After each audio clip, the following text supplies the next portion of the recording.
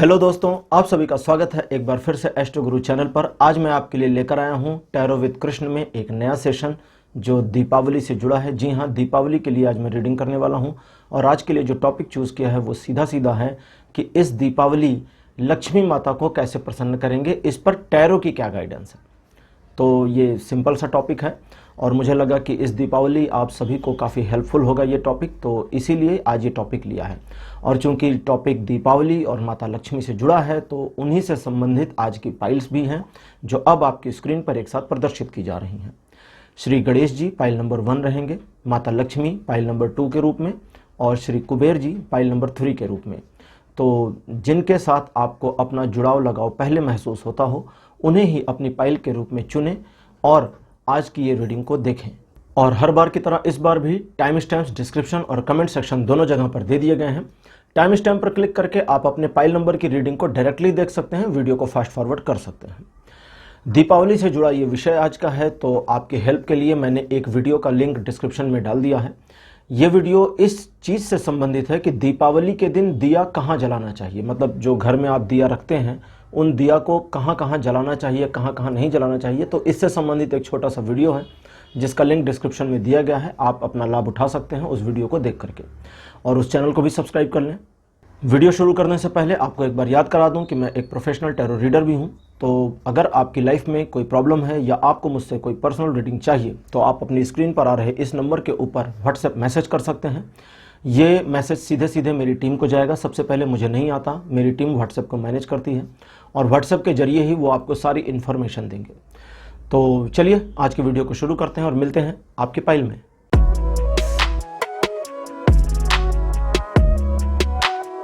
Hello pile number 1, आप सभी का स्वागत है आपकी रीडिंग में। आपने श्री गणेश जी को चुना था अपनी पाइल के रूप में, जो कि प्रथम पाइल है। और आज की रीडिंग शुरू करते हैं, देखते हैं कि इस दीपावली लक्ष्मी माता को आप कैसे प्रसन्न कर सकते हैं, लक्ष्मी जी की कृपा अपने ऊपर कैसे ले सकते हैं, टैरो की क्या गाइडेंस आपके लिए हैं, क्या गलतियां आप कर रहे हैं जिन्हें सुधारना चाहिए, या क्या आप कर सकते हैं जिनको करके आप अपने जीवन में लाभ उठा सकते हैं। तो चलिए शुरू करते हैं आज की रीडिंग। पाइल नंबर 1 आपके लिए कार्ड नंबर 1 मेरे पास आया है, page of the coins. Second position पर आपके लिए knight of the swords. Card number 3 queen of the coins. Card number 4 the hermit और कार्ड नंबर 5 आपके लिए अपीयर हुआ है द चैरियट। तो 2 कार्ड मेरे पास आए हैं मेजर आर्केना ग्रुप से और 3 कार्ड आए हैं माइनर ग्रुप से। जो लोग आज मेरे साथ पहली बार जुड़े हैं उनको बता दूं कि बहुत सारे टॉपिक्स के ऊपर मैंने टैरो रीडिंग करी है, तो चैनल के पहले तो चैनल को सब्सक्राइब कर लें नए लोग और प्लेलिस्ट में देखें, बहुत सारे टॉपिक्स आपको मिलेंगे। कई बार कुछ नए सब्सक्राइबर्स कमेंट करते हैं कि फला टॉपिक पर रीडिंग करिए और उस टॉपिक पे ऑलरेडी रीडिंग हो रखी होती है, तो एक बार कभी कभी जब टाइम मिले तो देख लिया करिए। तो पाइल नंबर 1 लक्ष्मी जी की बात करते हैं, क्योंकि टॉपिक आज का यही है कि लक्ष्मी जी को कैसे प्रसन्न करना है इस दीपावली। और गणेश जी आपकी पाइल नंबर 1 है। गणेश जी को लक्ष्मी जी का भाई माना जाता है। जो लोग नहीं जानते उन्हें बता दें कि दीपावली में गणेश और लक्ष्मी की पूजा एक साथ की जाती है। कई लोग कंफ्यूज हो जाते हैं कि गणेश और लक्ष्मी जी आपस में किस रिलेशन में है, तो दोनों भाई बहन माने गए हैं। लक्ष्मी जी उनकी बहन के रूप में उनके दाहिनी तरफ बैठती हैं, बाईं ओर नहीं बैठती हैं, क्योंकि बायां स्थान जो होता है वो पत्नी का होता है, तो इसलिए उनको दाहिनी ओर उनके स्थापित किया जाता है। और लक्ष्मी जी के साथ गणेश जी की पूजा करने का जो सेंस है वो ये है कि अगर आपके पास लक्ष्मी की कृपा हो जाए, धन आ जाए, लेकिन बुद्धि ना हो दिमाग ना हो कि उस पैसे को खर्च कैसे करना है, तो फिर यूजलेस है वो पैसा। आपने देखा होगा कुछ लोग होते हैं जिनके पास पैसा तो बहुत है लेकिन फटे हाल घूम रहे हैं, घर अजीबोगरीब है, खाना उल्टा सीधा खा रहे होते हैं, उनका लिविंग ऑफ स्टैंडर्ड एकदम वाहियात होता है। और वहीं कुछ लोग होते हैं जिनके पास थोड़े कम पैसे होते हैं लेकिन लिविंग ऑफ स्टैंडर्ड देख के लगता है करे तो बड़े अमीर होंगे। तो उसका रीज़न होता है कि किसी पर गणेश जी की कृपा हो जाती है तो फिर बुद्धि काम करती है बहुत बढ़िया तरीके से। तो लक्ष्मी और गणेश दोनों से कृपा मांगी जाती है दीपावली को कि आप दोनों अपनी कृपा दें, गणेश जी बुद्धि दें और लक्ष्मी माता धन दें। और कुबेर जी की भी साथ में पूजा की जाती है कि कुबेर जी उस धन के संचालन का कर्तव्य बोध कराएं कि धन को किस तरह मैनेज करेंगे। कुबेर जी मैनेजमेंट गुरु हैं। उनको माना जाता है कि वे सबसे ज़्यादा धनी थे, इसलिए कुबेर कहा जाता है, धन कुबेर कहते हैं। जब कोई बहुत अमीर हो जाता है तो कहते हैं अरे भैया ये तो कुबेर हो गए हैं। कुबेर का मतलब इनके पास अथाह पैसा है जो इनको ही नहीं पता कितना पैसा। क्यों? क्योंकि उनका मैनेजमेंट ऐसा है कि पैसा बढ़ता चला जा रहा है। तो आज का टॉपिक है कि लक्ष्मी जी को प्रसन्न कैसे करें, उनकी कृपा कैसे प्राप्त करें। तो पॉइंट नंबर 1, जैसा कि आप जानते हैं लक्ष्मी के मामले में आपका हाथ थोड़ा तंग हो गया है इस समय। वर्तमान में स्थिति थोड़ी सी दयनीय भी कह सकते हैं वो हुई है। पहले कुछ स्थिति ठीक थी, बीच में थोड़ी खराब हुई और फिर बाद में स्थिति कुछ ज़्यादा बेटर हुई और फिर स्थिति खराब हुई। और अभी आप कंफ्यूज हैं या कंफ्यूजन के अलावा भी आप सोच रहे होंगे, रास्ता निकाल रहे होंगे कि अपने जीवन में किस तरह और मैनेजमेंट करें पैसों का, ताकि आपके कुछ बेहतरीन सपने पूरे हो सकें जिनके लिए आपने काफ़ी संघर्ष किया है। वो संघर्ष जिसके ऊपर आपके जीवन का एक तरह से कहें तो दारोमदार टिका है या आपके परिवार के रिस्पॉन्सिबिलिटी और रिस्पेक्ट टिकी है। तो उस संघर्ष पर आप सफलता कैसे अर्जित करेंगे, यही आपके मन में इस समय चल रहा होगा या ये आपके जीवन की इस समय की सबसे बड़ी चुनौती बनी हुई है। चैरियट का कार्ड, चैरियट टैरो कार्ड में जो है ये 7वें नंबर पर आता है मेजर अरकेना ग्रुप में। इसका नंबर है 7वां, लेकिन ये होता है कार्ड नंबर 8 क्योंकि 0 से शुरू होता है। तो चैरियट मैं चाहूँगा कि यहाँ पर एडिटर्स लगा दें चैरियट के कार्ड को। अब आप देख रहे होंगे बगल में मेरे लगाया गया है। इस कार्ड की सबसे बड़ी 2 खूबियाँ हैं। सबसे पहली तो ये अपने एक दायरे में रहता है, ठीक है। एक शेल का मतलब एक जैसे अंडा होता है, अंडे का जो कवर होता है उसको इंग्लिश में शेल कहते हैं। तो ये अपने दायरे में ही काम करता है और दायरे से बाहर निकल तो सकता है लेकिन निकलता नहीं है। दूसरा, सही निर्णय लेना इसका परम कर्तव्य माना गया है, लेकिन अगर उस निर्णय में बायसनेस आ जाए यानी पक्षपात आ जाए, किसी का पक्ष लेने या किसी का पक्ष स्पेशली छोड़ने की टेंडेंसी मन में आ जाए या ग्रीड आ जाए, लालच आ जाए, तो डिसीजन हो जाता है गलत। और अगर चैरियट का डिसीजन जो रथी है, चैरियट का मतलब रथी, महारथी, अब आप लोग जैसे कि सनातन धर्मों में जानते होंगे रथी महारथी युद्ध में कहते थे। तो अगर रथी या महारथी एक गलत निर्णय ले ले तो उसका विपरीत प्रभाव पूरी सेना पर और युद्ध के निर्णय पर भी पड़ जाता था।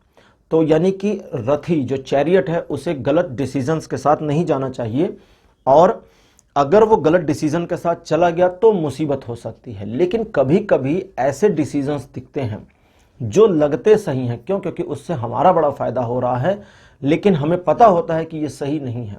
तो वही चीज़ आपको नहीं करना। अगर कोई डिसीजन फ्यूचर में ऐसा आता है पैसों के मामले में जो आपको लगता है कि सही है, तुरंत फायदा हो जाएगा, लेकिन लॉन्ग टर्म में गेन नहीं होगा, तो छोड़ दीजिएगा, रुक जाइएगा। जैसे कभी कभी कुछ लोग आते हैं ना, स्कीम बताते हैं कि इतना लगाइए और 1 साल में आप करोड़पति बन जाएंगे, तो वो बड़ा बढ़िया लगता है। मतलब मैं उन मार्केटिंग वालों की खिंचाई नहीं कर रहा, मैं बता रहा हूँ, एक एग्जांपल ले रहा हूँ। कभी कभी कुछ ऐसे एग्जांपल भी लेने पड़ते हैं जो कुछ लोगों को हर्ट कर सकते हैं, तो उनसे सॉरी, बट क्या करें, वो बताते ही हैं ऐसा कि भैया अगले साल आप करोड़पति बनेंगे, आपके पास लाखों का चेक आएगा। तो वो सुनने में बड़ा प्यारा लगता है, लेकिन कभी कभी वो काम कर सकता है और कभी कभी नहीं कर सकता।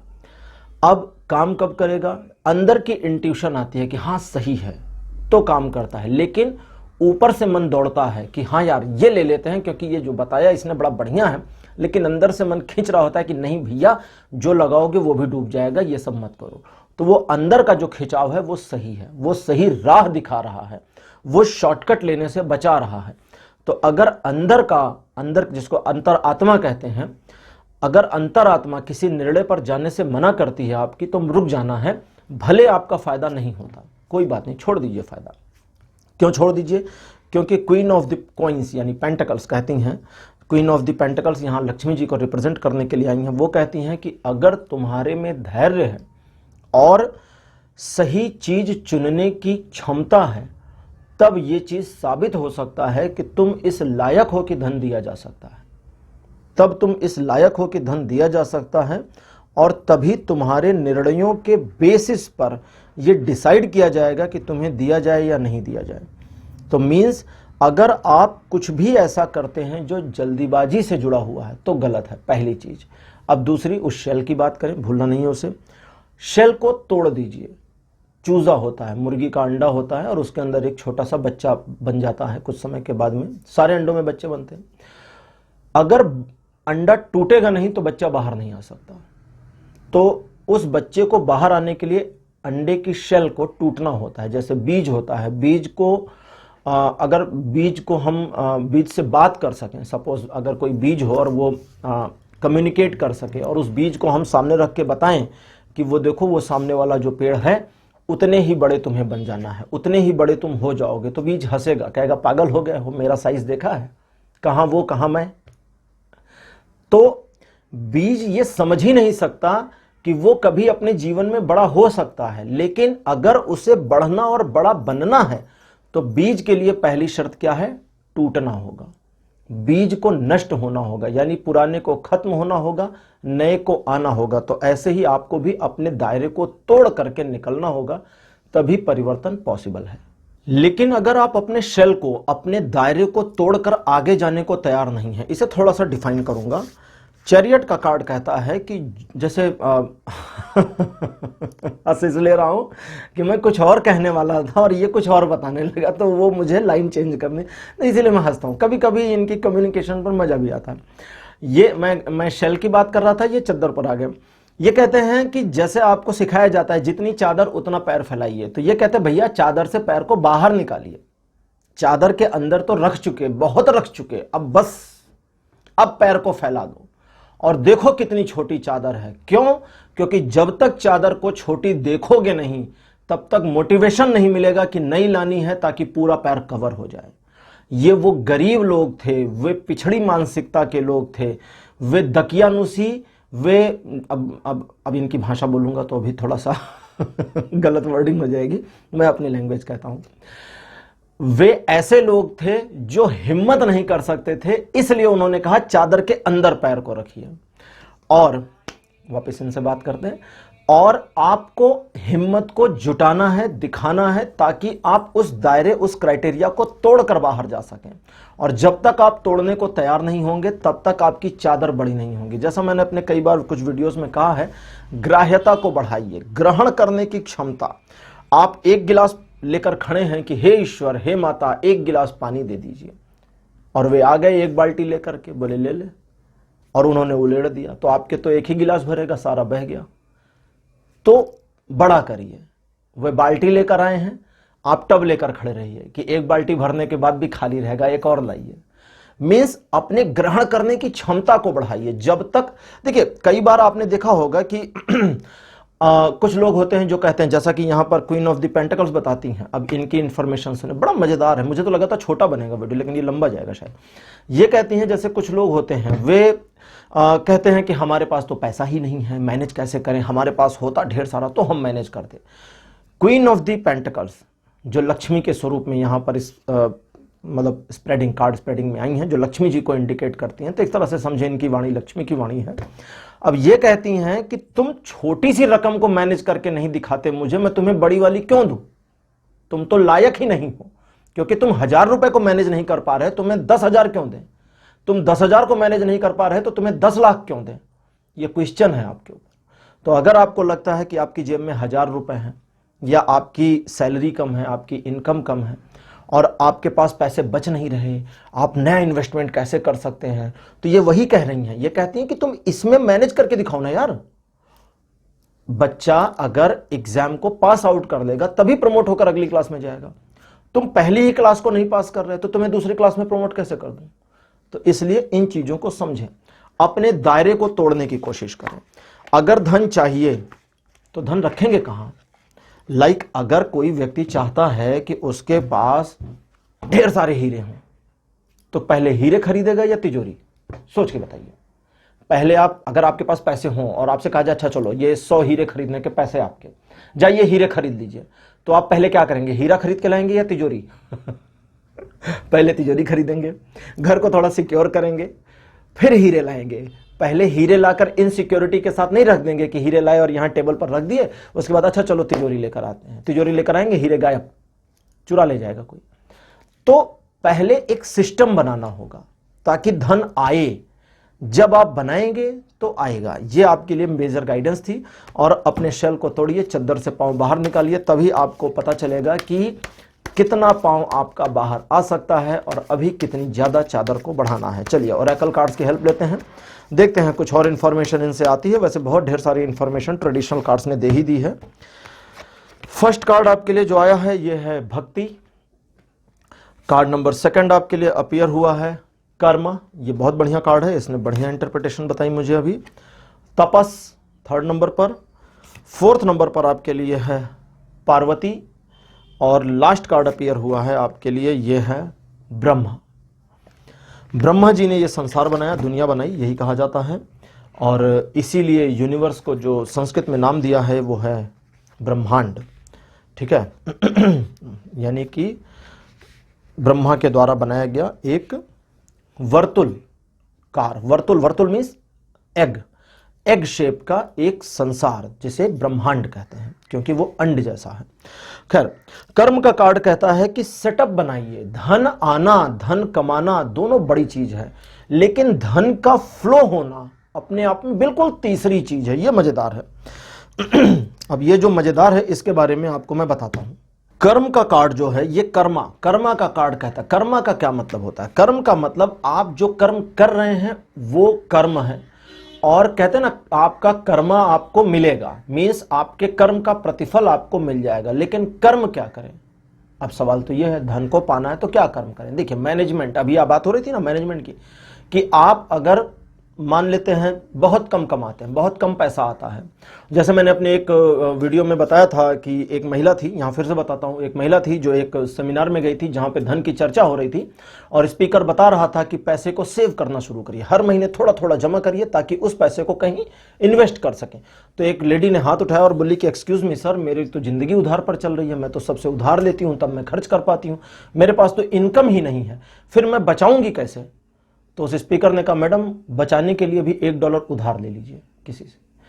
अगर $1 आपने उधार लिया और ऐसे ऐसे करके आपने उसे सिर्फ 3 महीने इकट्ठा किया तो आपके पास $3 हो जाएगा, और उस एक आदमी का जिसका उधार आपने लिया आप उसे चुका करके अगली बार $2 का उधार ले सकती हैं, और ऐसे ऐसे फिर $2 को इकट्ठा करके $6 बनाकर उसके $2 लौटा सकते हैं और उससे $4 उधार ले सकते हैं। मीन्स आपने एक फ्लो बना दिया, और फिर एक समय ऐसा आएगा मैडम जब आप $100 उधार मांगेंगी और वो खुशी से आपको देगा कि लीजिए $100 का उधार, क्योंकि ये लेडी टाइम पर लौटा देती है। उसे क्या पता आप कहां से मैनेज करती हैं, उसे क्या पता कि आप उधार लेकर ही इकट्ठा कर रही हैं और उसका पैसा इसको इसका उसको इसका उसको करके अपनी उधारी को बढ़ाती जा रही हैं। तो वो एक इन्वेस्टमेंट हो जाएगा, फ्यूचर में आप उस $100 को कहीं इन्वेस्ट कर सकते हैं या $1000 करके कहीं इन्वेस्ट कर सकते हैं। तो यहां पर कर्म का कार्ड कहता है कि जब आप मैनेजमेंट करें तो सिर्फ मैनेजमेंट ऐसा नहीं करना कि आपको उस धन का खर्च कैसे करना है, बचत कैसे करनी है और आगे इन्वेस्ट कैसे करना है। या आप जॉब करते हैं तो अपनी जॉब में सैलरी को गेन करने के लिए टारगेट कैसे करना है, अपनी स्किल्स को इनहेंस कैसे करना है। जैसा कि हेरमिट का कार्ड अब कह रहा है कि स्किल्स को बढ़ाइए। अगर आप एक जॉब प्रोफेशन में हैं और सैलरी आपकी कम है तो आपकी स्किल डेवलपमेंट की बहुत ज़्यादा ज़रूरत है। जब आप अपनी स्किल्स को बढ़ाएंगे तब आप काम कर पाएंगे और ज़्यादा बेहतर तरीके से, ज़्यादा बढ़िया जॉब के लिए अप्लाई कर पाएंगे। और अगर एक जॉब में स्टक हैं, चैरियट कहता है कि अगर एक जॉब में स्टक हैं तो ये समय है डिसीजन लेने का। रुक इसलिए गया कि इतनी सारी बातचीत आ रही, मुझे लग रहा है एक ही पाइल चलती रहेगी। ये कहता है कि समय है डिसीजन लेने का कि क्या इस जॉब से निकलूं या नहीं निकलूं, क्या बेटर में जाऊं या सिर्फ स्विच कर जाऊं। सोचिए सब चीजें। तो कर्म का कार्ड जो कह रहा है, अभी भूल जाऊंगा वो चीज, ये कहते हैं कि आपको मैनेजमेंट ऐसा करना है कि फ्लो बने। फ्लो क्या होता है? धन का। धन का फ्लो वो होता है कि आप बैठकर यूट्यूब पर वीडियो देख रहे हो और आपके पैसे आ रहे हो, बन रहे हो पैसे, ये है फ्लो। फ्लो वो नहीं होता जो आपकी सैलरी आ रही, फ्लो वो नहीं होता जो आप दुकान पर सामान बेचकर कमा रहे हैं, ये तो आपकी मेहनत का पैसा है। ठीक है। फ्लो होता है जो आपके आराम करने के समय भी आपकी ओर आ रहा हो। स्टैनली हो मकाऊ में कैसीनोज के जो मालिक थे, मकाऊ हांगकांग के बगल में एक आइलैंड है जो लास वेगस, जो लोग जानते होंगे कि लास वेगस में बहुत सारे कैसीनो हैं। उनको बता दूं, दुनिया में लास वेगस के बाद अगर कोई कैसीनो में नंबर 2 पर है तो वो मकाऊ है। तो वहाँ मकाऊ में स्टैनली हो, जो उन कैसीनोज के, जो मकाऊ में कैसीनो बिजनेस है उसके 70% के मालिक जो हैं, 70% कैसीनो उनके हैं। उन्होंने एक इंटरव्यू में कहा था कि धन के आपकी ओर प्रवाह में ही आपकी प्रसन्नता छिपी है। ये वो लोग हैं जिन्होंने अर्श से मतलब फर्श से अर्श पर सफर किया, यानी जमीन से लेकर के ऊंचाई तक पहुंचे। तो इनको पता है ग्राउंड लेवल की प्रॉब्लम क्या है। वो सोने का चम्मच लेकर मुंह में नहीं पैदा हुए जो कहते कि अरे पैसे से खुशियां नहीं खरीदी जा सकती। गरीब आदमी से पूछिए, वो पैसे से खुशियां खरीदता है। और स्टैनली हो, रतन टाटा जैसे लोग ये जानते हैं और मानते हैं और अक्सर कहते हैं कि पैसों से खुशियां खरीदी जाती हैं। तो ये कार्ड कहता है कर्म का कि आप ऐसा कर्म करने का प्रयास करें जो ऑटोमेटिक मोड में आ जाए, ऑटोमेटेड चले, ठीक है, ऑटो पायलट पर आ जाए। ऐसा काम सोचें, दिमाग लगाएं। जरूरी नहीं आप ऐसा कल कर लें या 1 महीने में कर लें। प्लान करें, सोचें कि क्या करूं जो कुछ ऑटोमेटिक हो जाए, यानी मेरा पैसा अपने आप बनना शुरू हो जाए। ऐसा क्या कर सकते हैं? तपस का कार्ड। और पार्वती कहती हैं इसके लिए मेहनत और तपस्या दोनों की जरूरत है। मेहनत भी लगेगी, तपस्या का मतलब है धैर्य, इंतजार। तपस्या क्या होती है? भगवान का नाम लेते, ओम नमः शिवाय, हजारों साल तक तपस्या करते रहे, तब शिव जी प्रकट हुए। तो वो क्या कर रहे थे ओम नमः शिवाय करके? वो धैर्य रख रहे थे, सिर्फ प्रभु का नाम ले रहे थे और इंतजार कर रहे थे। और बिल्कुल कंडीशन नहीं रखी थी कि कब होगा, कब आएंगे।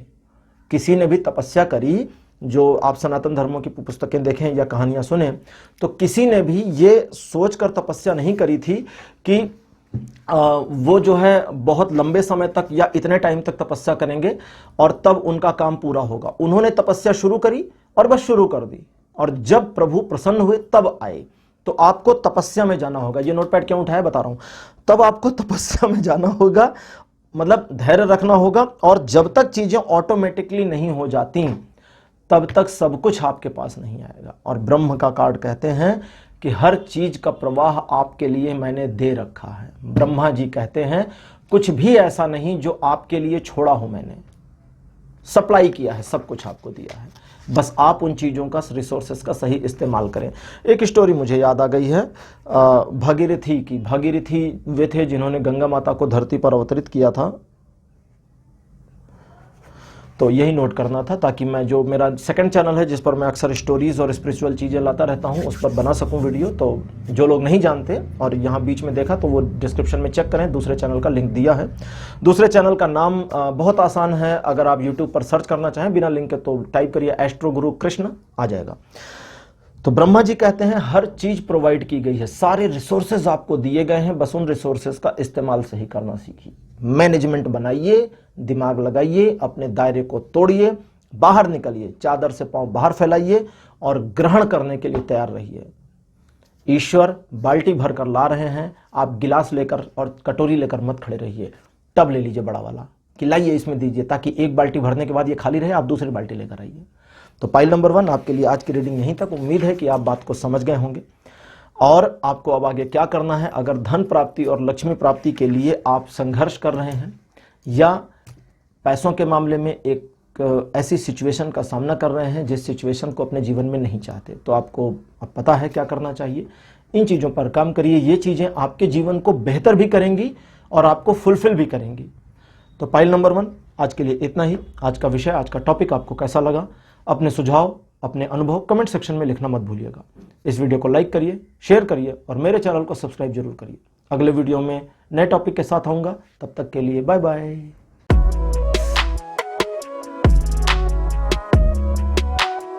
हेलो पाइल नंबर 2, आप सभी का स्वागत है आपकी रीडिंग में। माता लक्ष्मी को आपने पाइल के रूप में चुना था और सेकंड पाइल आपकी है। और चलिए अब आपकी रीडिंग शुरू करते हैं और देखते हैं कि आपके लिए आज क्या है टैरो में, कि इस दीपावली लक्ष्मी माता को आकर्षित करने के लिए, यानी अपने जीवन में धन का और अधिक संचार और समन्वय करने के लिए आपको क्या गाइडेंस टैरो से आती हैं। कहीं आप कोई गलती कर रहे हैं या सही पथ पर हैं या नहीं है, वटेवर जो भी चीज़ें हैं सारी इसमें आज कवर होंगी।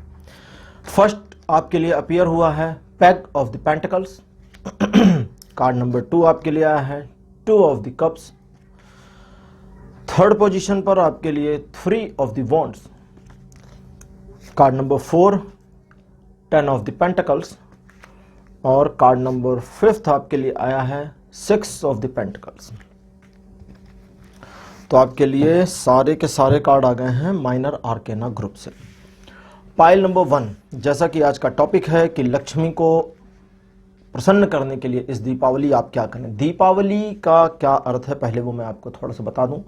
दीपावली को एक तरह से नए वर्ष का शुभारंभ भी माना जाता है। कुछ ऐसे व्यापारी समुदाय होते हैं, स्पेशली जिसमें मारवाड़ी आते हैं या कुछ वैश्य समुदाय होते हैं, जो अपने बही खातों को दीपावली पर क्लोज करके नए बही खाते शुरू करते हैं।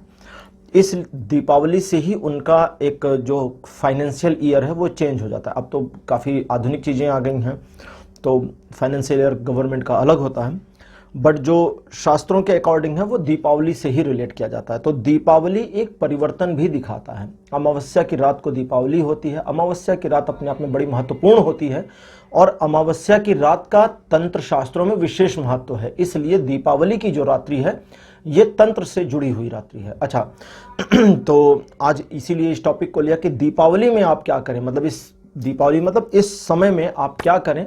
और ये जनरल रीडिंग है, टाइमलेस रीडिंग है, तो जब आप देखेंगे तब से रेजोनेट होगी। तो क्या ऐसा करें कि लक्ष्मी की कृपा आपके ऊपर बननी शुरू हो जाए, अगर नहीं बन रही है तो।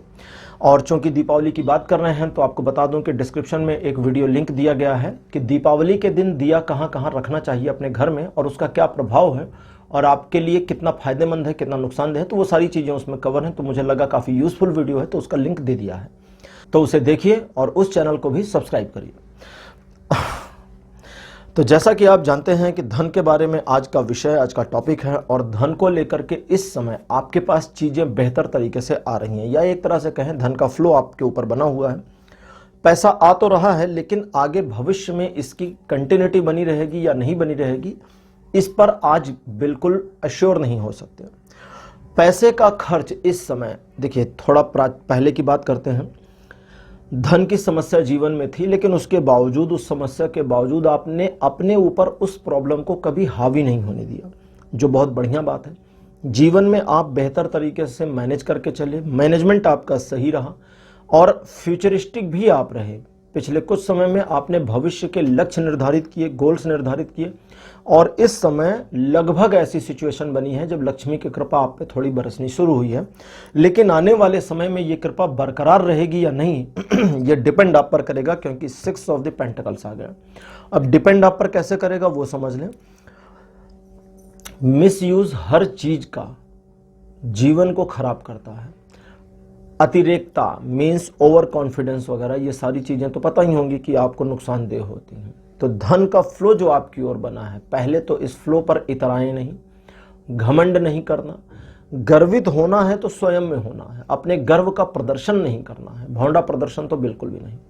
और किसी व्यक्ति को नीचा दिखाने की कतई कोशिश नहीं करनी है, और न ही अपने आप को डाउन दिखाना है। अब ऐसा भी नहीं कि आप फटे कपड़े पहनकर घूमना शुरू कर दें कि भैया हमारे पास तो है ही नहीं। रोना भी नहीं रोना है। क्यों? क्योंकि देखा, अच्छा एक चीज मैं यहां बता दूं कि कुछ लोग ऐसे भी होते हैं जिनके पास पैसा आ रहा होता है, बट वे हर समय रोते रहते हैं कि अरे भाई हमारे तो बड़े खर्चे हैं, दवा में जा रहा है, यहाँ जा रहा है, वहां जा रहा है, ऐसा है वैसा है, बच नहीं रहा। और एक्चुअली उनके साथ ये हो रहा होता है। उन्हें लगता है कि लोगों को ये बता देना या लोगों के सामने ये एक्सेप्ट करना कि सचमुच हमारे पास पैसा आ रहा है सही नहीं है, तो थोड़ा सा अपनी कंडीशन को बुरा बता के चलना बेटर है। लेकिन उन्हें ये नहीं पता कि उनके बोलने से एक वाइब्रेशन क्रिएट होती है जो सचमुच उनके पैसे के खर्च को उन दिशाओं में मोड़ती है जिन दिशाओं में वो झूठ बोल रहे थे। घर में किसी न किसी का असमय बीमार होना, फैमिली में पैसे का यूं ही चले जाना, सामान चोरी हो जाना, बहुत सारी चीज़ें हैं। कभी सफ़र में जा रहे हैं, सामान ही भूल गए अपना, उतर गए ट्रेन से, सामान आगे निकल गया, पता नहीं कहाँ चला गया। तो वो सारी चीज़ें इसलिए होती क्योंकि वो उन चीज़ों को अट्रैक्ट कर रहे हैं। क्यों? क्योंकि जब वो दूसरों से बातें कर रहे होते हैं तो अनजाने में एक मैनिफेस्टेशन कर रहे होते हैं, और वो मैनिफेस्टेशन काम कर जाता है। क्यों? क्योंकि नेगेटिव चीज़ों में मैनिफेस्टेशन बहुत तेज काम करता है। अच्छा ये भी बता दूं साथ में कि आपने सुना होगा कि कई बार लोग कहते हैं कि एस्ट्रोलॉजर ने जो जो नेगेटिव बताया सब हो गया, लेकिन जो जो पॉजिटिव बताया वो कुछ नहीं हुआ। उसका रीज़न ये था कि अगर एस्ट्रोलॉजर ने कहा कि भैया तुम 15 दिन के अंदर सीढ़ी से गिरोगे मान लेते हैं एग्जाम्पल, और साथ ही उसने ये कहा कि अगले 15 दिन में, पहले 15 दिन तो तुम सीढ़ी से गिरोगे, लेकिन अगले 15 दिन में तुमको अचानक धन की प्राप्ति होगी।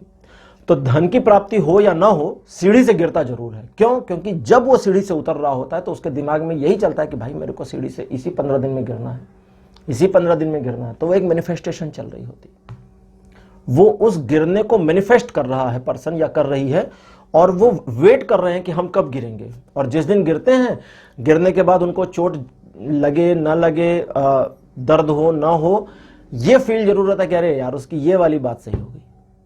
लेकिन अब वो धन की प्राप्ति वाली बात पर उनको खुद में बड़ा डाउट रहता है कि यार उन्होंने बोला है 15 दिन, लेकिन कहां से पैसा आएगा। ऐसे थोड़ी ना आ जाता है कि उनके बोल देने से यार पैसा आ जाएगा। ये दिमाग में नहीं आएगा कि यार उनके बोल देने से मैं गिर थोड़ी जाऊंगा। तो उस गिरने को वो खींच रहे थे तो गिर गए, लेकिन उस पैसे के आने को खींच नहीं रहे थे। तो 6 ऑफ द पेंटिकल्स कहता है कि जो आपकी मेंटेलिटी है उस पर बहुत ज्यादा काम करना है, क्योंकि अगर आप निगेटिव चीजों को अट्रैक्ट करते हैं आने वाले फ्यूचर में, तो वो निगेटिव चीजें अट्रैक्ट होती चली जाएंगी और आपके पैसे का फ्लो निगेटिव में चला जाएगा, नकारात्मक हो जाएगा। लेकिन अगर आप पॉजिटिव में जाते हैं कि जी जो आ रहा है इसे जिसको क्या कहते हैं कि एक सहृदयता के साथ, सरेंडर के साथ ईश्वर के समक्ष के हे ईश्वर आप जो दे रहे हैं बहुत थैंक यू, और इसे ऐसे ही कंटिन्यू रखें। आपने मुझ पर कृपा करी। कहते हैं ना कि जब आपके ऊपर कृपा बरसे तब विनम्र हो जाइए। उसका रीजन यह है कि आपकी विनम्रता उस दरवाजे को खोल देती है, और जो थोड़ा सा खुला है डोर, जैसे समझे ना हवा आ रही है डोर से और डोर बंद की है तो आपके घर पे नहीं आएगी, लेकिन डोर अगर थोड़ा सा खुल जाए तो हवा का आना शुरू हो जाता है। अब आपको आगे बढ़ के उस डोर को खोल देना है ताकि पूरी हवा आए।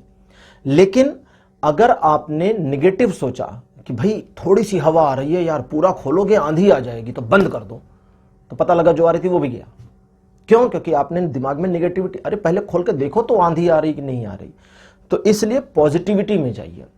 पैसे का जो फ्लो है, देखिए धन कहते हैं ना लक्ष्मी चंचल होती है, लक्ष्मी को भी स्थिर किया जा सकता है। दीपावली में आप लोगों ने देखा होगा कि कई बार पंडित जी से पूजा करवाने के लिए जब आप लोग मुहूर्त पूछते हैं तो पंडित जी मुहूर्त बताते हैं और कुछ एक मुहूर्त को छोड़ते चलते हैं, और उनसे उस टाइम पे पूछिए तो या तो वो कहते हैं कि हम कहीं बुक हैं, या तो कहते हैं कि इस पर्टिकुलर टाइम में पूजा कराएंगे तो पंडित जी की जो दक्षिणा का चार्ज है वो बहुत ज्यादा होगा।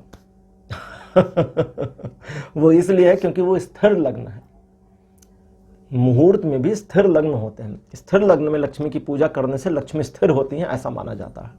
तो उस स्थिर लग्न में पूजा करने का बहुत बड़ा प्रभाव होता है। अब इसका अर्थ क्या हुआ? लक्ष्मी को स्थिर किया जा सकता है, रोका जा सकता है। लक्ष्मी चंचल होती हैं, ये गरीबों के लिए कहा गया है। अमीर आदमी के पास तो स्थिर होती है ना, रुकी हुई है, कहाँ जा रही है उनके पास, तो वो तो और अमीर और अमीर और अमीर हो रहे हैं ना। तो समस्या लक्ष्मी के साथ नहीं, समस्या तुम्हारे और मेरे साथ में है, हमारे साथ में है।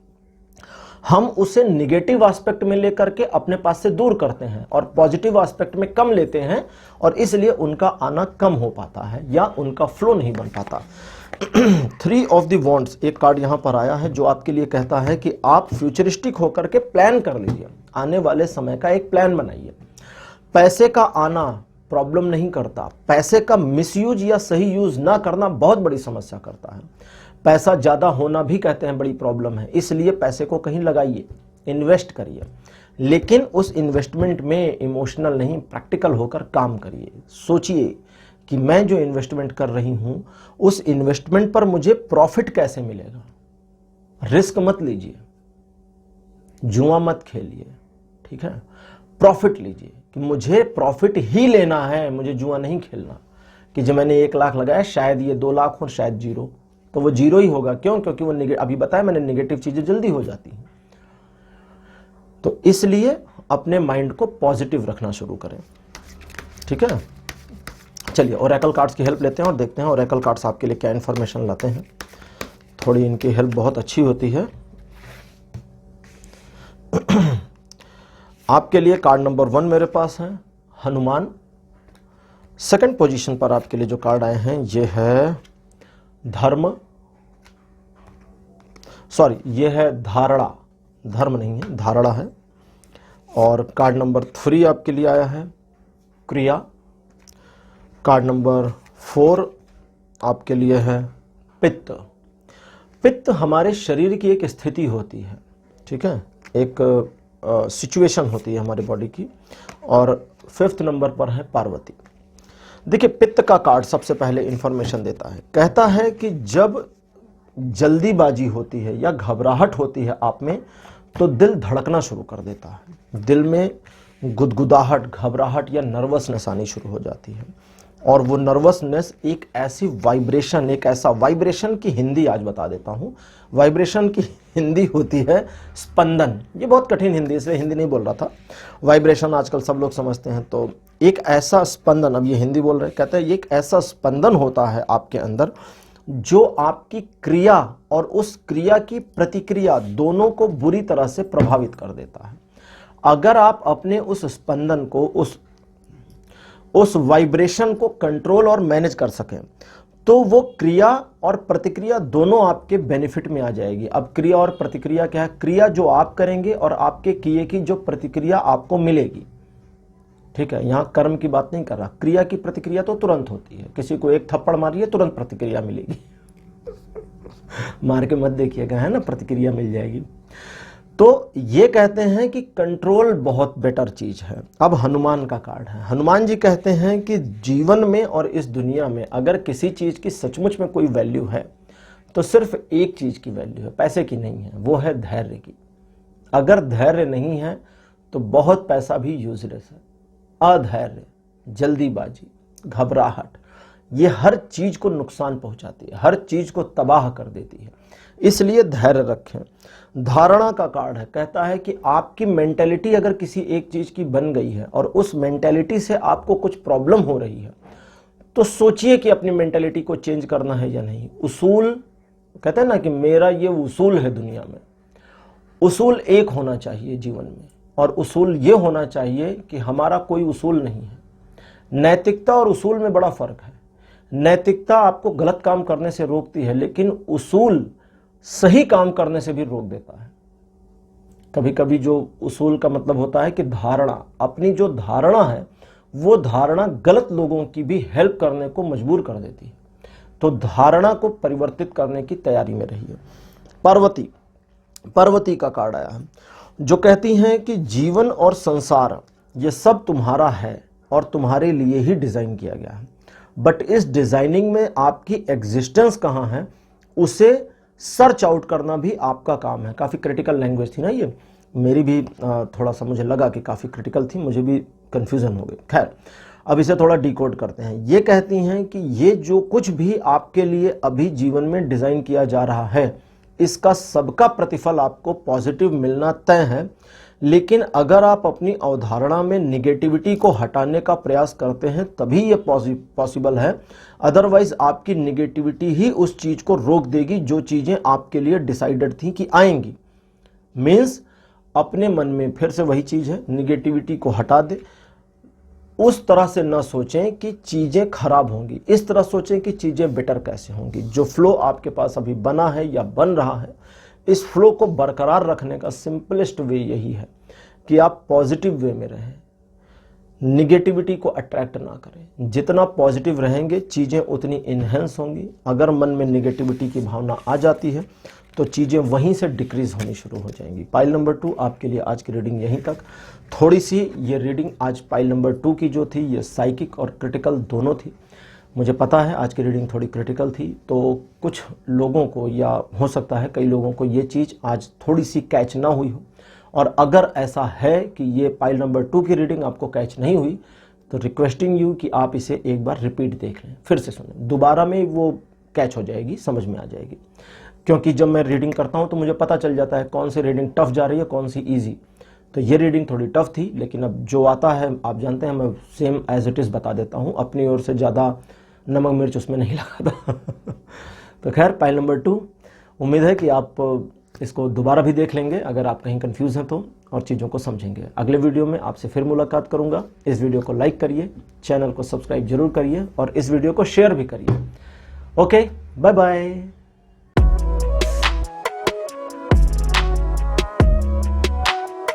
हेलो पाइल नंबर 3, आप सभी का स्वागत है आपकी रीडिंग में। आपने श्री कुबेर जी को चूज किया था अपनी पाइल के रूप में।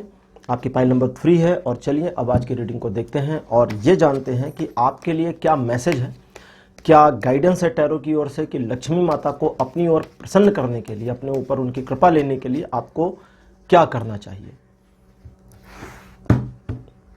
फर्स्ट कार्ड आपके लिए अपीयर हुआ है queen of the swords. Card number 2 आपके लिए डेथ। जो लोग पहली बार टैरो रीडिंग देख रहे हैं उनको बता दूं, डेथ के कार्ड को देखकर कुछ भी ना सोचें और किसी भी कार्ड को देख करके कुछ भी दिमाग में ना लाएं, चुपचाप शांति से रीडिंग को देखें। टैरो में कई बार कुछ ऐसे कार्ड हैं जो देखने में बड़े प्यारे होते हैं लेकिन बहुत नुकसान कर देते हैं, और कुछ कार्ड ऐसे हैं जो देखने में बड़े बुरे होते हैं लेकिन कभी कभी बड़े फायदे की बात करते हैं। तो ये डिपेंड करता है कि किस रीडिंग में आपके लिए कार्ड्स की क्या इंफॉर्मेशन आ रही है। तीसरे नंबर पर आपके लिए 4 ऑफ द कप्स। अब जैसे 4 ऑफ द कप्स ये देखने में खूबसूरत कार्ड है, 4 कार्ड्स यहाँ पर लगे हुए हैं, 4 कप्स यहाँ पर हैं, लेकिन ये अपने आप में नेगेटिव इन्फॉर्मेशन दे रहा है। ये मुझे तुरंत फील होना शुरू हो गया। तो खैर 2 of the wands, card number 4, और लास्ट कार्ड आपके लिए जो अपीयर हुआ है this one is 3 of the wands. तो 2 of the wands, 3 of the wands line से आ गए हैं आपके लिए। Pile number 3। जैसा कि आप जानते हैं आपके जीवन में एक बड़ा संघर्षपूर्ण समय निकल चुका और परिवर्तन के उस दौर से भी आप बाहर आ चुके हैं जो आपके लिए सहज नहीं था, आसान नहीं था। सख्ती आपने अपने साथ भी दिखाई, सख्ती आपने समय के साथ भी दिखाई, लेकिन इस सख्ती का पर्सनली आपको उतना बेनिफिट नहीं मिला। वर्तमान समय में आप संघर्ष की स्थिति में हैं, एक ऐसी कंडीशन से निकल कर आए हैं जहां आपने इमोशनल लैक का सामना किया है, मानसिक तनाव, मानसिक झंझावातों से जूझ करके निकले हैं। और वर्तमान जो आपके लिए है ये बताते हैं कि इस समय आपकी जो सिचुएशन है, इस सिचुएशन के अकॉर्डिंग आप राहों को या अपने जीवन को बनाने की कोशिश में लगे हैं, और अगर ये नहीं बनता तो एक फेटल कंडीशन आपके सामने आएगी। फेटल मीन्स विध्वंसक। तो एक फेटल कंडीशन आपके सामने आ सकती है, आपको ये लगता है, लेकिन आपको जो लगता है एक्चुअली ऐसा होने नहीं जा रहा। और ये इसलिए नहीं होने जा रहा क्योंकि आप सही पाथ पर हैं, सही पथ पर हैं। वर्तमान समय में धन को अपनी ओर लाने या लक्ष्मी की प्रसन्नता के लिए जो कर रहे हैं वो सही कर रहे हैं। भले इस समय चीजें बेटर नहीं हैं, भले इस समय चीजें थोड़ी सी आपके कंट्रोल से बाहर हैं, लेकिन उस अनकंट्रोलेबल सिचुएशन के बावजूद चीजें आपके कंट्रोल में हैं। और कंट्रोल में कैसे हैं? क्योंकि आप सही रास्ते पर हैं, न सिर्फ सही रास्ते पर हैं बल्कि आप मंजिल के करीब भी जा रहे हैं। हर क्षण, हर समय बीतने के साथ आप मंजिल की ओर बढ़ रहे हैं। बट अब ये जरूरी नहीं है कि मंजिल पर पहुंचे और आपको मंजिल मिल जाए। किसी के घर मिलने जाएं तो जरूरी थोड़ी कि वो घर पे ही हो सकता है वो घर से बाहर घूमने गए हो। तो अब क्या करें? 3 ऑफ द वॉन्ड्स कहता है कि परफेक्ट प्लानिंग के साथ काम करिए। अभी जिस चीज की कमी है, पथ गलत नहीं है, सही है, लेकिन परफेक्ट प्लानिंग, प्लानिंग नहीं, perfect planning, inch to inch की प्लानिंग, इंच टू इंच या पिन पॉइंटेड प्लानिंग आपकी होनी चाहिए। तभी आप अपने आप को, लक्ष्मी को या धन की प्रचुरता आपकी ओर आने में आपको सहायक होगी। सोचने वाली बात यह है कि इस सिचुएशन में जब आप अपने आप को इमोशनली लैक में पा रहे हैं और इस समय प्रैक्टिकल होना एक तरह से मजबूरी बना है, तो आप प्लानिंग को कैसे करेंगे? अब प्लानिंग करने के लिए आपको कुछ खास नहीं करना, बहुत आसान तरीका है। सिर्फ ये सोचिए कि आने वाले 2 साल 3 साल के बाद आप जो भी आज कर रहे हैं या जिस तरह से चीजों को मैनेज कर रहे हैं, इसका प्रभाव 3 साल बाद क्या होगा। सिर्फ इतना सोचिए। अगर आज की सिचुएशन का 3 साल के बाद का प्रभाव आपके बेनिफिट में है तब तो सही है, और अगर बेनिफिट में नहीं आ रहा तो थोड़ा थोड़ा परिवर्तन करने की जरूरत है, थोड़ी एडजस्टमेंट कर लें। ठीक है, थोड़ी एडजस्टमेंट करना आपके लिए बड़ा फायदेमंद रहेगा। सिचुएशन जो आपने एक बुरी झेली है अपने जीवन में, जिस सिचुएशन ने आपको बहुत पेन दिया है, बहुत दुख, बहुत सौरो, बहुत दर्द से आपको निकलने पर मजबूर किया है, वैसी सिचुएशन अब जीवन में भविष्य में नहीं आ रही। लेकिन इसका यह मतलब नहीं है कि आप कैजुअल मोड में चले जाएं। क्यों? क्योंकि संघर्ष अभी खत्म नहीं हुआ है, अभी संघर्ष चल रहा है। आने वाले 3 सालों में यह संघर्ष खत्म होता दिख रहा है, इसीलिए 3 साल की प्लानिंग करने को कहा मैंने। अब अगर आप 3 साल की पूरी प्लानिंग करके काम करते हैं तो न सिर्फ इस संघर्ष से बाहर होंगे बल्कि एक ऐसी कंडीशन में होंगे जहां आपकी इनकम के मल्टीपल सोर्सेज होंगे, 1-2 नहीं, 2 से ज़्यादा सोर्सेज होंगे। और चूंकि मल्टीपल सोर्स ऑफ इनकम आपके पास होगी तो फाइनेंशियल स्टेबिलिटी की पोजीशन भी आप पा सकते हैं। चलिए ओरेकल कार्ड्स निकालते हैं और देखते हैं कि ओरेकल कार्ड्स आपके लिए क्या इंफॉर्मेशन लेकर आए हैं।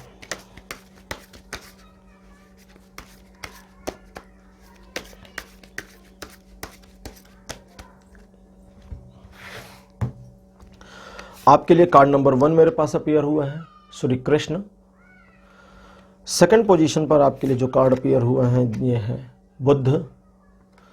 कार्ड नंबर 3 आपके लिए है राधा। कार्ड नंबर 4 आपके लिए आया है सत्व। कार्ड नंबर, ये सत्व है, सत्य नहीं है। सत्व मीन्स प्योरिटी, ठीक है। सत्य इज ट्रुथ, सत्व इज प्योरिटी। और कार्ड नंबर 5 पार्वती। आज एक गजब की बात हुई है कि पार्वती जी का कार्ड ओरेकल डेक से हर पाइल के लिए किसी न किसी पोजीशन पर आया है, कहीं 4th पर, कहीं 5th पर, कहीं अदरवाइज में। तो ये आज गाइड कर रही हैं आप लोगों को। अब ओरेकल कार्ड कहते हैं कि आपको उस निगाह की जरूरत है जिसे हम एक तरह से थर्ड आई कहते हैं या एक विजन कहते हैं। थर्ड आई भी छोड़िए, थर्ड आई स्पिरिचुअल हो जाएगा।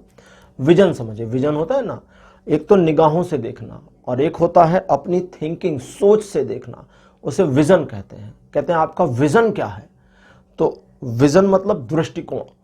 तो विजन की जरूरत है, एक नए दृष्टिकोण की जरूरत है। वर्तमान दृष्टिकोण जो आपका है वो रिजिड है, बंधे बधाए नियमों के अनुसार चल रहा है और उसमें परिवर्तन करने की जरूरत है। बुद्ध, पहले कृष्ण की बात कर लेते हैं। कृष्ण कहते हैं कि जीवन में हर चीज के लिए तैयार रहिए।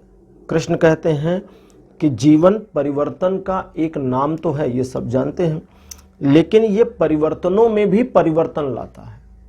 जब जीवन एक परिवर्तन लेता है तो उस परिवर्तन में भी अंतराल परिवर्तन आते जाते हैं, ठीक है। जैसे कुछ लोग अगर कुंडली के बारे में जानते हैं तो कुंडली में महादशा होती है। आपके जो बर्थ चार्ट होते हैं उसमें एक होती है महादशा। महादशा में एक प्रत्यंतर दशा होती, अंतरदशा होती है।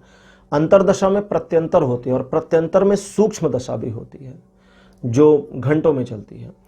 तो कृष्ण वही कह रहे हैं, परिवर्तन में जो परिवर्तन आ रहा है, उस चेंज के भीतर में जो चेंज हो रहा है, आपको फोकस उस पर करना है, क्योंकि चेंज तो हो गया। अब उस हुए वाले चेंज में जो चेंज चल रहा है, उस चेंज के भीतर क्या चेंज आ रहा है, इस पर अगर गौर नहीं करेंगे तो गड़बड़ी में पड़ जाएंगे। तो इसलिए ध्यान दीजिए। बुद्ध कहते हैं कि फोकस सिर्फ अपने पर करिए। सत्य को सिर्फ अकेले लोगों ने जाना है, कभी भीड़ ने सत्य का अनुभव नहीं किया। हमने कभी नहीं सुना कि 1000 लोग ज्ञान को प्राप्त हो गए। नहीं, ऐसा नहीं हुआ, नहीं हुआ। अकेले, ये बिल्कुल अकेले का अनुभव है। तो बुद्ध कहते हैं कि जब आप अपने लिए काम शुरू करते हैं, जैसे कई बार होता है ना, बुद्ध कह रहे हैं, बुद्ध बड़ी सेल्फिश बात करते हैं। बुद्ध बड़े सेल्फिश व्यक्ति थे। हो सकता है कुछ लोग मेरी बात से एग्री ना करें, लेकिन बुद्ध स्वार्थी थे। उन अर्थों में स्वार्थी थे जिन अर्थों में एक्चुअली एक स्पिरिचुअल पर्सन को स्वार्थी होना चाहिए। अगर बुद्ध स्वार्थी नहीं होते तो अपनी सोती हुई पत्नी और सोते हुए बच्चे को छोड़कर क्यों जाते? परमार्थ करने थोड़ी गए थे बुद्ध। बुद्ध तो अपना भला करने गए थे कि मुझे ज्ञान चाहिए, बच्चे को थोड़ी ज्ञान चाहिए, बीवी को थोड़ी ज्ञान चाहिए, मुझे चाहिए, तुम्हें थोड़ी चाहिए। किसी के लिए नहीं गए। 12 वर्षों की घनघोर तपस्या में बुद्ध थे और ज्ञान नहीं मिला। फिर बुद्ध ने क्या किया, ये वही समझाते हैं। कहते हैं छोड़ दो सब कुछ, अपने पर आ जाओ। बुद्ध बाहर ज्ञान खोज रहे थे और 12 सालों के बाद एक वट वृक्ष के नीचे, जिसको हम बोध वृक्ष कहते हैं, जिसके नीचे बुद्ध को कहते हैं ज्ञान मिला था, उसके नीचे बुद्ध बैठे थे। और बुद्ध ने उसी समय निर्णय किया कि 12 वर्ष हो गए घर छोड़े हुए, इतने गुरुओं से मिला, इतनी चीजें पढ़ डाली, इतना सीख डाला, ज्ञान नहीं मिला, छोड़ो, सब व्यर्थ है, बेकार। और बुद्ध सो गए और उसी रात बुद्ध ज्ञान को उपलब्ध हुए। क्यों? क्योंकि छोड़ दिया था। अब वो जो स्पिरिचुअल कथा है वो कहती है कि समष्टि, मानव स्वर में समष्टि, समष्टि मतलब वो आप जिसको यूनिवर्स कहते हैं, पूरा यूनिवर्स, वो यूनिवर्स नहीं है जो ये विजुअल है, वो यूनिवर्स, वो मल्टी यूनिवर्स को मिला करके जो होता है, समष्टि, जिसको हम मदर नेचर कह सकते हैं। समष्टि ने उनसे कहा, समष्टि उनके पास आई, समष्टि ने उनसे मानव स्वर में कहा कि अब तो तुम्हें ज्ञान मिल गया। तो बुद्ध नाराज हुए और उन्होंने कहा, कब से खोज रहा था तुम्हें, कब से लगा था, पता है कितने सालों से लगा था खोजने में तुम्हें, और तुम अब मिली हो। तो समष्टि ने कहा कि मैं तुम्हें कितने सालों से पुकार रही थी, मैं कितने सालों से तुम्हारे पास आना चाहती थी और तुमने अब मुझे आने दिया, क्योंकि तुम ही रोड़ा बने हुए थे, मैं तो तुम्हारे ही साथ थी, तुम ही बाधा थे। तो बुद्ध कहते हैं बाधा को हटाइए, आप ही बाधा हैं।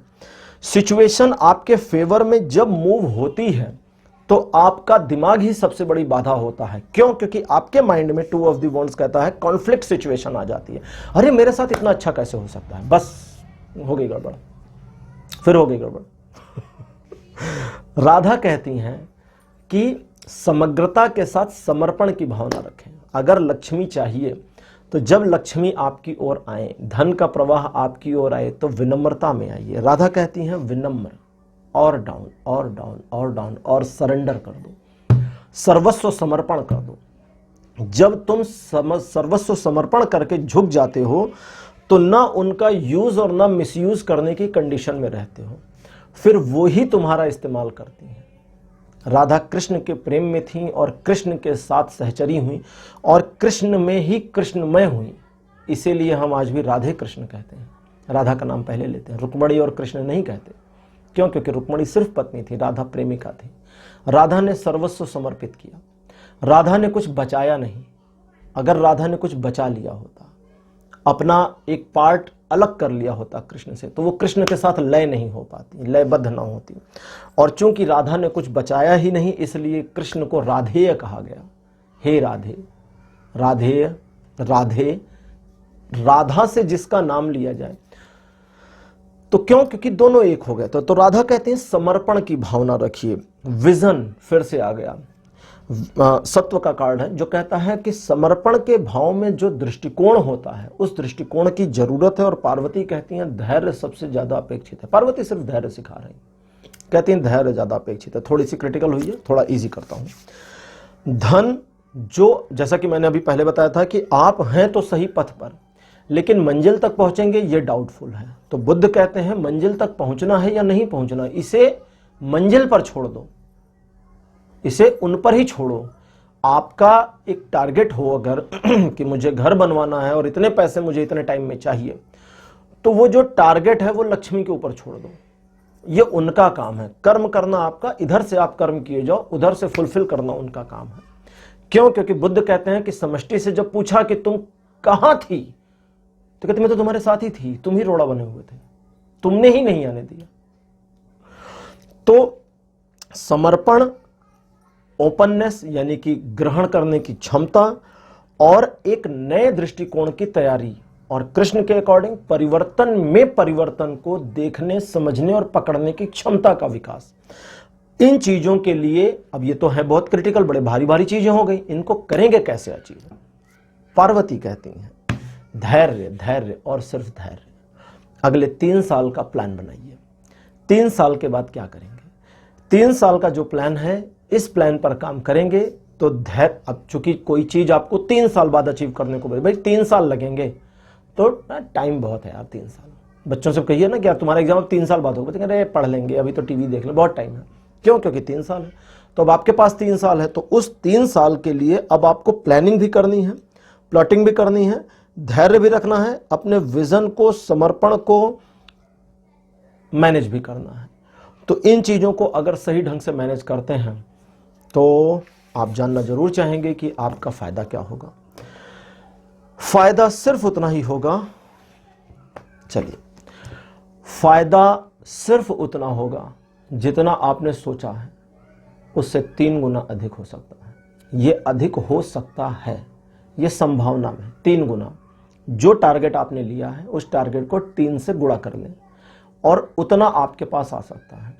लेकिन वो आएगा तब जब आप बाकी कार्ड्स जो ऑरेकल कार्ड्स ने बताया वो चीजें करें, धैर्य रखें, प्लानिंग करें, समर्पण करें, परिवर्तन में परिवर्तन को पहचानें और सही समय पर सही काम करने की कोशिश करें। अपने आप को बचाने की कोशिश ना करें। मीन्स ऐसा नहीं कि नुकसान हो रहा है तो होने दें, समझदारी। थोड़ा सा पाइल नंबर 3 की भी जो रीडिंग है ये थोड़ी साइकिक चली गई है और क्रिटिकल थी, तो अगर कहीं कोई कन्फ्यूज़न है तो आप लोग इसको एक बार दोबारा सुने, आप लोग क्लियर हो जाएंगे। कभी कभी देखिए, मैं आपको बता दूं कि मैं वो रीडर नहीं हूं कि कार्ड मुझे कुछ और कह रहा है, मैं आपको कुछ और बता दूं और कार्ड को ऐसे पकड़ लूं और पीछे से रीड करूं। मैं पीछे से रीड ही नहीं कर सकता क्योंकि पीछे तो ये इमेज बनी हुई है। तो कार्ड जो बताते हैं मैं आपको वो इन्फॉर्मेशन देता हूँ। और बिकॉज मैं कभी कभी क्रिटिकल वर्ड्स यूज़ करता हूँ, मुझे पता है, क्योंकि इनकी जो लैंग्वेज है वो और टफ होती है, वो और कठिन होती है। उसे बहुत सिंप्लीफाई करके बताने की पूरी कोशिश करता हूँ, लेकिन उसके बावजूद कभी कभी टफ हो जाती है। तो उम्मीद है कि आप लोग मेरी बात को समझ पाए होंगे। और अगर कहीं कन्फ्यूज़न है तो इस रीडिंग को थर्ड पाइल की दोबारा सुन लें, ये बड़ी बढ़िया थी, मुझे तो सबसे अच्छी थर्ड पाइल की रीडिंग लगी। खैर, आज के वीडियो को देखने के लिए बहुत बहुत थैंक यू, मुझसे कनेक्ट होने के लिए थैंक यू। इस वीडियो को लाइक करिए, शेयर करिए, चैनल को सब्सक्राइब करना मत भूलिएगा। अगले वीडियो में एक नए टॉपिक के साथ फिर मुलाकात करूंगा, तब तक के लिए बाय बाय।